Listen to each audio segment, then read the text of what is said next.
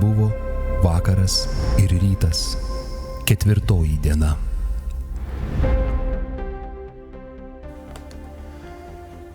Sveiki, brangūs žiūrovai. Štai vėl 7 valandas ir mes vėl kartu ir ačiū Dievui šitą galimybę, visą laiką taip sakau. Tikrai, man smagu su jumis susitikti. Tai vadinasi bendrystė Dieve ir tai yra labai svarbu. Danguje visi bendrauja, visi bendrauja. Kas nebendrauja, piktasis velnias pasitraukė ir sakė, aš netarnausiu žmogui, kai Dievas sako, sukurkime žmogų ir patarnaukime jam. Velnias sakė, aš nedalyvausiu šitose jūsų aferose ir žmogui netarnausiu. Taigi, bendravimas yra vienas iš tokių tikrai dieviškų principų ir dieviškų ženklų. Velnias kartais veikia mūsų gyvenimuose taip, kad jisai mus uždaro į vienatvę. Visaip tenais per mintis sako, kur tu čia eisi, tau depresija, tu sėdėk vienas, tavęs ten nemėgsta, ten tu dar kažką tai. Ir tai vadinama tokia, izoliacija, psichologija galbūt. Ir tai nėra dieviška. Aš noriu jūs paraginti taip pat bendrauti visais įmanomais būdais. Dalyvauti, važiuoti, kažką veikti, nepasilikti vienam. Nes pasilikimas vienam tai toksai, ne bendravimo, ne bendrystės, ne santykio principas. Taip, kartais žmogui reikia pabūti vienam, išgirsti Dievą nuo šio pasaulio triukšmo. Bet dieviška bendrystė yra bendravimas. Ir kaip tik mes tai ir darome su jumis. Religija nuteisia. Dievas išteisina. Tikiu TV.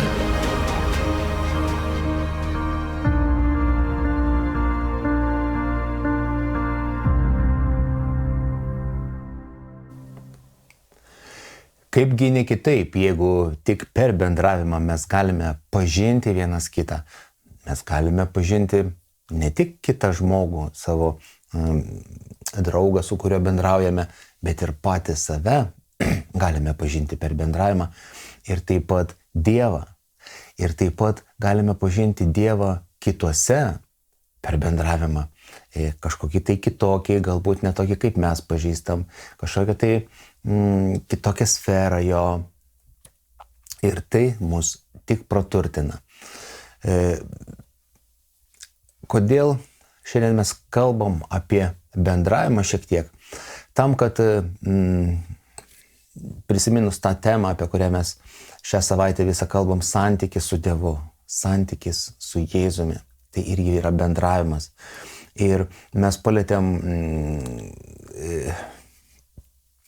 krikščionišką religiją, būtent religingumą krikščionybėje. Ir kalbėjom praeitoj laidoj, kad žmogus, ieškantis Dievo, atėjęs į bendruomenę, ką daro religija, jį uždaro į rėmus kažkokio tai vieno supratimo. Žmonių grupės susigalvojimo arba vieno kažkokio tai vedlio poziciją. Ir gaunasi, kad tie žmonės susirinkę aplink tą arba vieną žmogų, arba aplink keli žmonės. Ir būtent tik tai ir išpažįsta, būtent tik taip pažįsta Dievą, jie ieško kažkokios tiesos, kaip turėtų būti, o kaip neturėtų būti. Ir jau tada dingsta tas tikras bendravimas, netgi vienas su kitu, dvasioje ir tiesoje, kaip Dievas ir deda mums į širdį, kaip mes ir esame sukurti. Taigi toks religinis požiūris, jog mes jums perduosim ir padarysim jos taip, kaip reikia, jisai yra netinkamas. Ir čia yra prarandamas tikras bendravimas. Tikram bendravime visi žmonės gali ir jie turi likti gerbiami, turėti savo nuomonę ir kitam netrukdyti, neužgošti, nekontroliuoti, bet taip tada mes galim pamatyti visumą. Tai ir yra labai gražu. Visumą, sąmonę, susirinkimo tikrą. Nes jeigu mes pradėsim užgniaužti kažką ir sakyti, kad mes netaip galvojam, mes netuo tikim, čia to negali būti arba tas gali būti, dabar kalbu apie tas religinės krikščioniškas bendruomenės. Tada bus mirtis, nebus gyvenimo, nebus pažinimo. Bus tas teisumas žmogaus beje. Aš sakau žmogaus ir iš tikrųjų jūs sutiksite, kad tai yra tiesa. Reiškia, skirtingų religinių bendruomenių postulatai, ta doktrinė kryptis, kuo mes tikim ir kuo mes netikim, nėra iš Dievo. Tai yra iš žmogaus.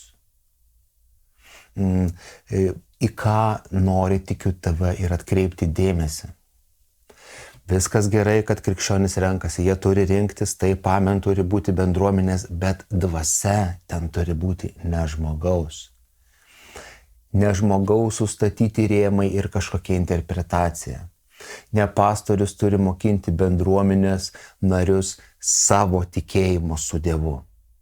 Pastorius turi mokinti bendruomenės narius būtent savo santykį atrasti su Kristumi. Ypatinga, kurio dar niekas neturi. O čia yra užduotis. Ir čia yra šlovė. Kad kiekvienas Dievą šlovintų ne mano dvasioje ir tiesoje, kaip aš mokinu arba religinė kažkokia tai organizacija mokina, bet pats žmogus asmeniškai, kad Dievą šlovintų savo santykių asmeninių, savo dvasioje ir savo tiesoje. Taip, kaip Dievas jį ir sukūrė, taip, kaip Dievas iš jo ir laukia. Ne visi turi 10 talentų, ne visi turi 5 talentus, ne visi turi 1 talentą. Mes esam skirtingi. Tai tikiu tave dar kartą pabrėžiu, akylai žiūrėkit, stebėkit, jeigu turit jėgų, kažkaip taip, nežinau, jeigu jūs pastorius, jūs pamokslaukit laisvę, nelaikykit, nesekit Dievu pagal vieną žmogaus arba organizacijos kažkokią tai pažinimo sferą, atmesdami kitas. Tai toks preliudas šiandien, tai yra būtent leiskime bendrauti vienas su kitu plačiai ir pažinti Dievą plačiai. O šiandien kviečiu jūs pasiklausyti vienos sesės iš stovyklos, ji ten turėjo seminarą tokį laiką ir pasakojo būtent apie savo santykį su Dievu. Ir liudijo mums, tiesiog pristatė jį ir dabar kviečiu jūs jį pažiūrėti. Ir tai tikrai nuostabu, tai dar vienas santykis ir ar galima teisti arba kažkaip kitaip reguliuoti, valdyti kito žmogaus santykį su Dievu. Na taip pat kaip ir mūsų santykio su kitais žmonėmis niekas negali valdyti ir niekas nepasakys, su kuo man draugauti, su kuo nedraugauti, su kuo kokius santykius turėti. Tiesa, tai yra mano ir to žmogaus reikalas. Tai lygiai taip pat ir krikščioniškose bendruomenėse mes negalime uždrausti dvasiai tekėti laisvai žmogui, kaip Dievas panorėjo su juo bendrauti, ką jis panorėjo jam atverti. Čia yra išmintis. Stebėkite kitus, stebėkite save ir nepasiduokite nelaisvei, nepasiduokite pasaulio dvasiai, kuri mus įkalina į mirtį. Na, o dabar malonaus žiūrėjimo. Aš dar kol kas nepasakiau, koks tai žmogus bus. Na, tai pasitikite. Tikėk tuom, kuo tiki Dievas. Tikiu tave.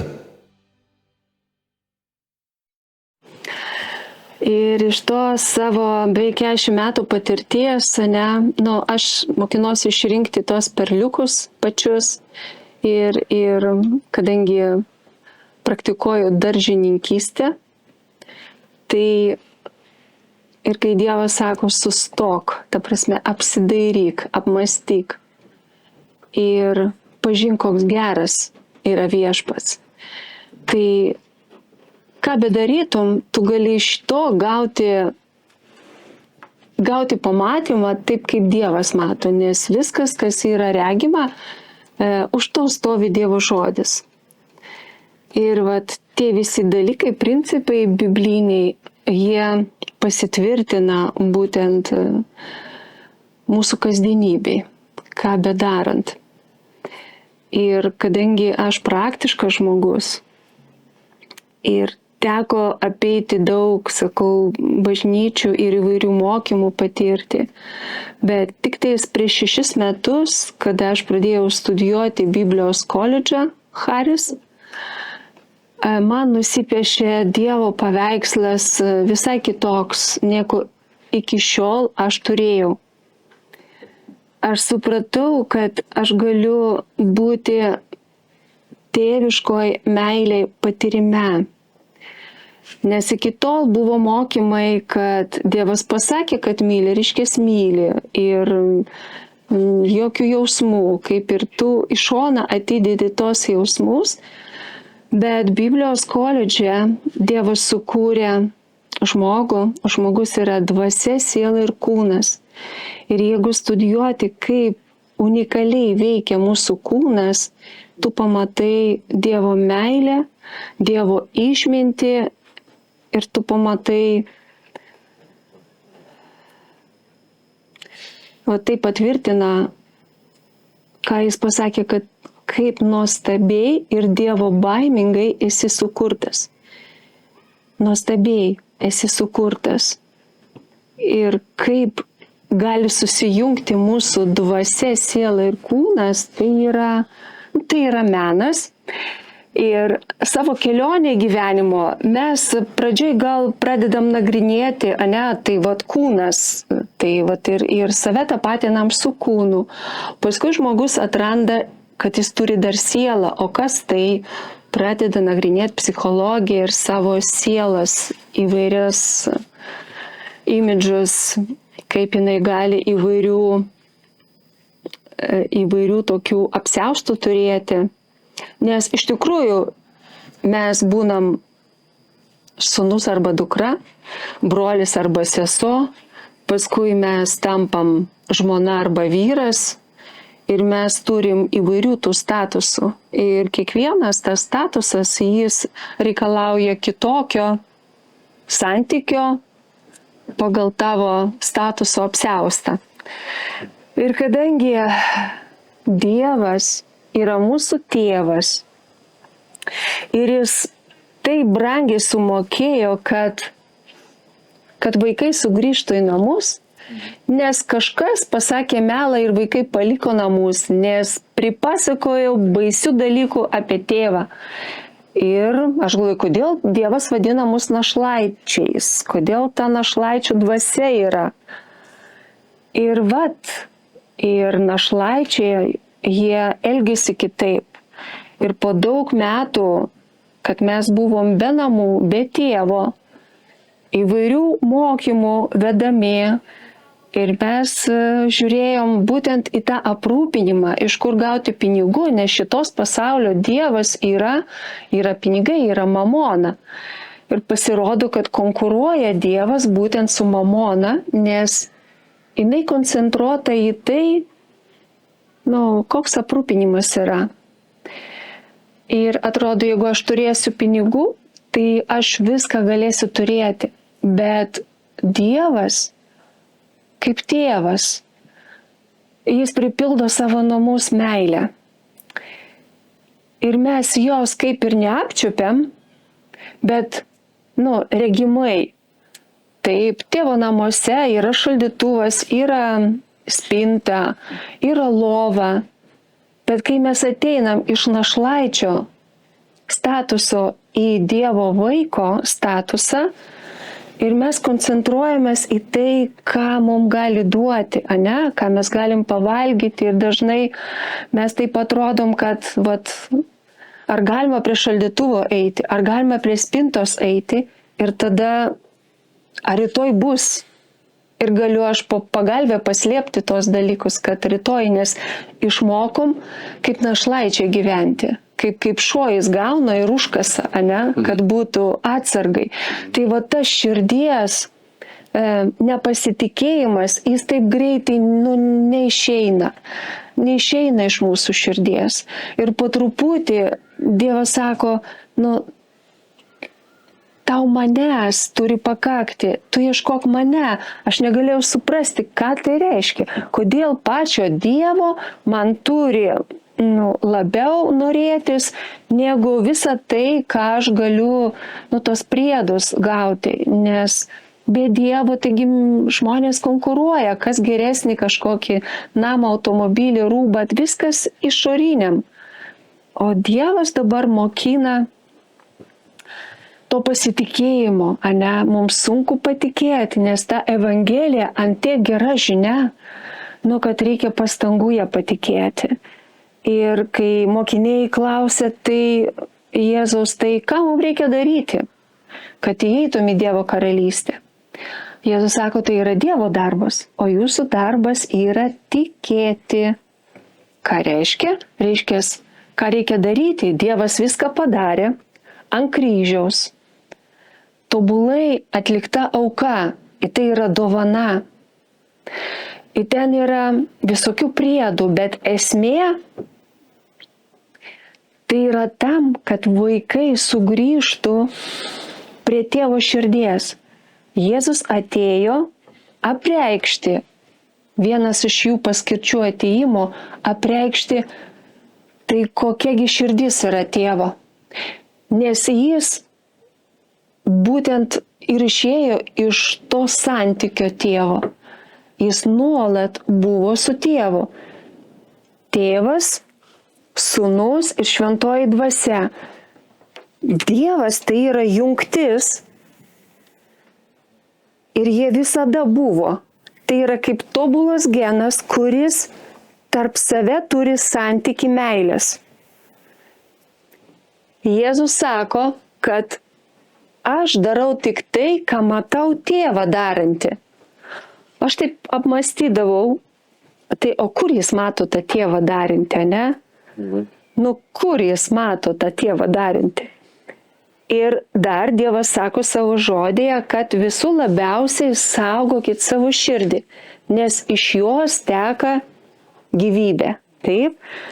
Reiškia širdis. Jėzus atėjo kaip žmogus ir jis širdį turi santykį su tėvu.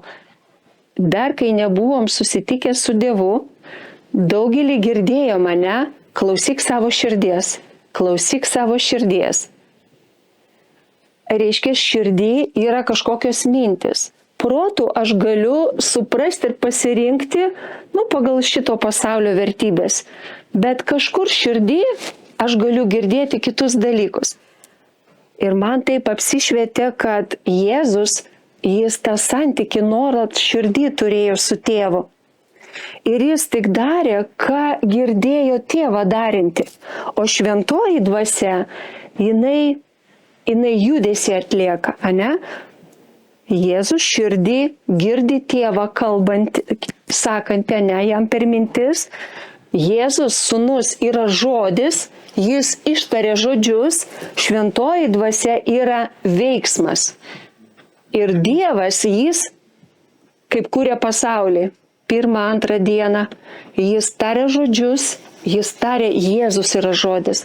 Nes Evangelijos pradžioje mes skaitom, kad žodis buvo pas Dievą. Ir pats žodis buvo Dievas. Ir jis gyveno tarp mūsų ir mes regėjom jo šlovę jo. Tai Dievas, tėvas išsiuntė žodį, aprengė į žmogaus pavydalą, Jėzus yra žodis. Kodėl sako žodis, žodis? Eik į susitikimą su žodžiu, o taigi yra Dievas. taip pat aš ir tu, mes galim kažką nuveikti, bet pradžioj mes susitariam žodžiu. Žmogus yra žodžio kratinys. Kodėl Dievas pasakė nevalgykit iš gėrio ir blogio pažinimo medžio? Nežinau, ar matosi. Todėl, kad čia yra kiti žodžiai. Čia yra melas apie tėvą. Dievas sako, iš viso sodo medžių valgykit, yra gyvybės medis. Ir iš gyvybės medžio eina žodžiai. Taip kaip šeimoje tėvai turi tam tikras vertybės ir kalba tam tikrus žodžius. Vaikai klauso, perima vertybės, bet kai vaikai pradeda eiti į darželį, jie atsineša kitokių žodžių. Kažkas ten prisėja, ne? Mums reikėtų, vat kaip ir lysvelė ten, aš sodinu geras sėklas, bet ten saulutė, lietutis ir kažkokių kitokių sėklų. Ir Dievas sako, visų labiausiai saugok širdį. Kažkas meta mums kitos žodžius. Tai ką Adomas ir Ieva paragavo, kad atėjo pažinimo gėrio ir blogio žodžiai. Tai yra visai kitas šaltinis. Atėjo melas apie tėvą, todėl vaikai buvo apgauti ir paliko. Ir jie patys tapo kaip dievais ir turėjo kažkaip tai prasimanyti. Bet, aš mąstau apie tai, kad tėvo širdys jai ant tiek rūpėjo, kad jo vaikai, jo sukurtas kūrinys, kuris negali gyventi be meilės, kad sugrąžinti jį. Nes Dievas yra meilė ir kūriniui jo meilė yra kaip kūras. Taip kaip mes negalim naudoti tais visais priedais be šaltinio. Taip kaip automobiliai negali važiuoti, visur kūras. Bet kaip nuostabu, kad žmogus buvo sukurtas, kad jo sielos kūras būtų besąlyginė Dievo meilė. Ir aš klausiu, kodėl Dieve tavo žodis gyvas? Taip kaip man svarbu, kokį aš maistą valgau, su laiku tampa svarbu, nes taip tu jautiesi. Ir maistas yra gyvas, bet yra maistas gražiai apipavydalintas, bet kai tu suvalgai po valandos, tu nebejauti gyvybės, tau sunku. Taip pat mūsų siela, jinai nuolat valgo. Jinai nuolat valgo kažkokią informaciją. Ir mes sukurti, kad valgytume gyvybės duoną. O tai yra žodis. Tėvas turi tiesą savo vaikam. Ir kada aš ir tu, mes maitinam savo sielą, tą tiesą, to žodžiu, nuo tėvo ateinančių nuo gyvybės medžio, tada kūrėsi labai teisingos emocijos. Mūsų būsena, jinai yra harmonijai, jinai yra be kaltės, jinai jaučiasi saugi, tai yra išteisinimas, teisumas. Siela jinai jaučia ramybę ir siela jaučia meilę. Vat ta būsena, teisumas, ramybė ir meilė, kaip tai vadinasi? Ta būsena. Kad Jėzus įvedė mus į kokią karalystę? Į Dievo karalystę, jo. O Dievo karalystė yra kas? Teisumas, ramybė ir džiaugsmas. Visame tame yra meilė. Reiškia, į Dievo meilę įeina tam tikrą būseną. Reiškia, Dievas sukūrė ir emocijas. Ir kai aš apmastau, kai aš duodu gyvą maistą savo sielai, tiesą, jinai formuoja emocinį lauką. Mano būsena yra tokioj harmonijai, tai būtent šita karalystė Dievo ir yra apčiopiama vidumi. Ir tas teisumas, kodėl jis mums buvo dovanotas? Nes jeigu aš save kaltinu, o nuolat. Tau reikia gerai pasidarbuoti, kad išsivaduoti nuo tos kaltės. Nes velnio ginklas nuolat tave kaltinti. Ir net kai mes ilgai jau įtikėję ir su Dievu, tarp savo artimųjų, šeimoje, darbe, nuolat. Jeigu ne žodžiu kažkas, tai viduj, ta sena prigimtis, tai tu dabar turėtum kažkur kitur būti. Tai ne tą darai, tai per daug, per mažai, nuolat yra kaltinimas. Nuolat yra. Bet aš turiu padengtą stalą tėvo dvasioj, taip?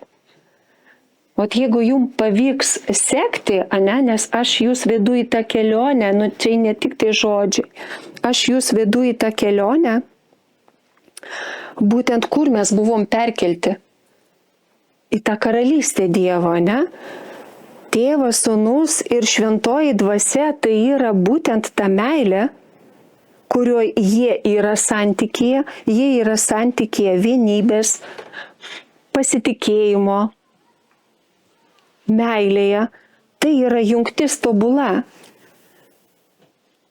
Ir Dievas yra santykių Dievas. Taigi pažiūrėkit, mes visur kūriam santykius. Ir Dievas kažkaip tai po truputį kviečia į asmeninį santykį. Kadangi jis arčiau mano kvėpavimo, jis jau buvo kvėpavimo, kol dar mano nebuvo. Reiškia, aš galiu su juo mintimis bendrauti.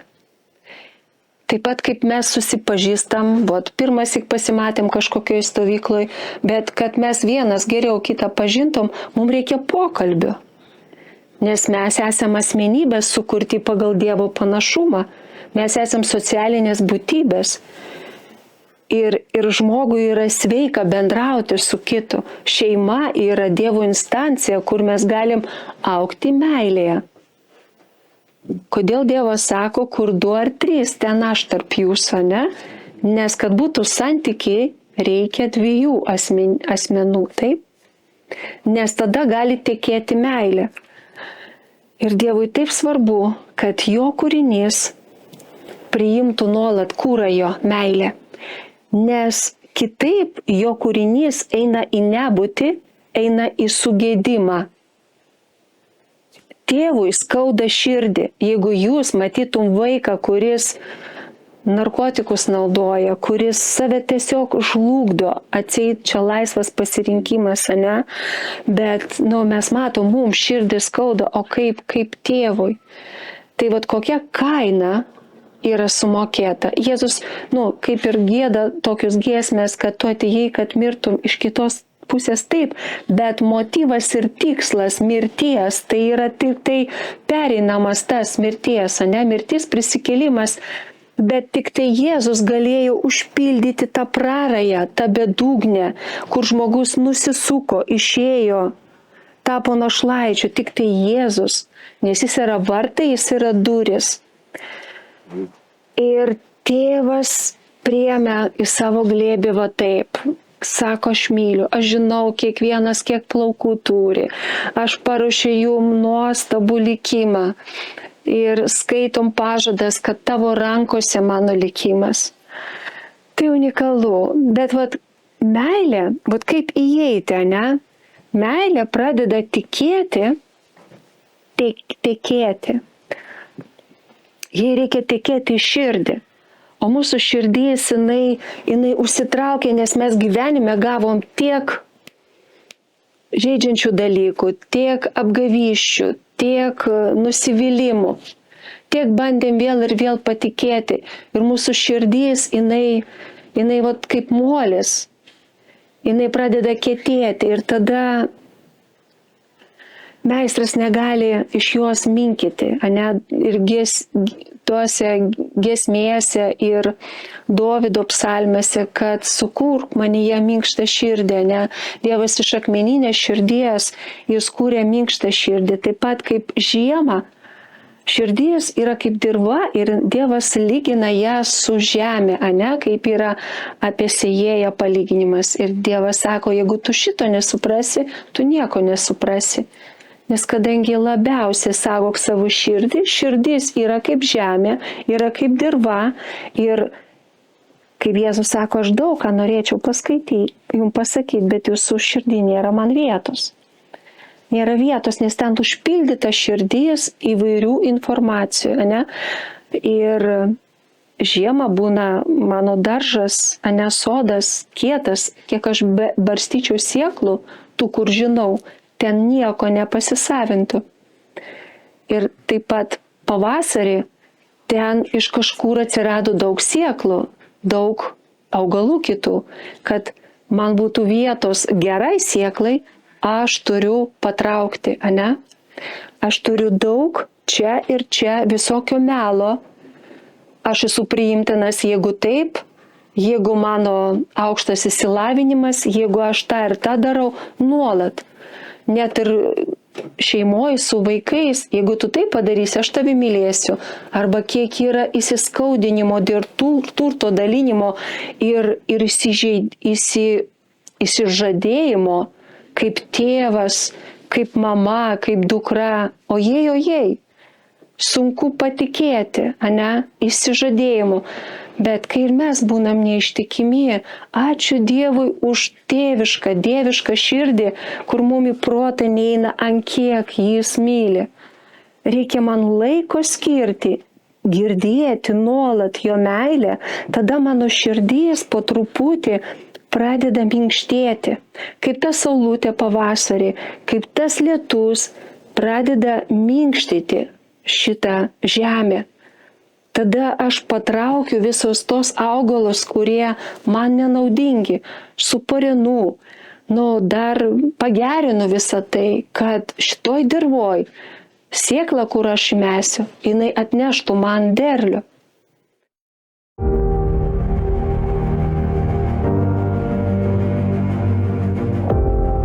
Palaimintas žmogus, kuriam apie Dievą kalba pats Dievas.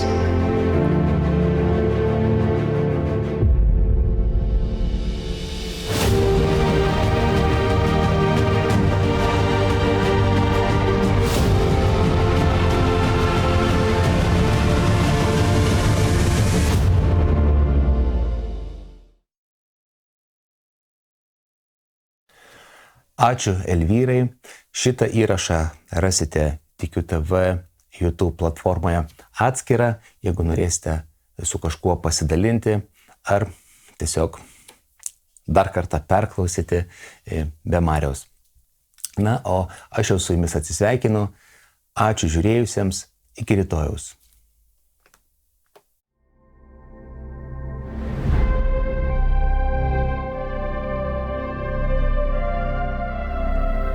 Tai buvo vakaras ir rytas, 4. diena.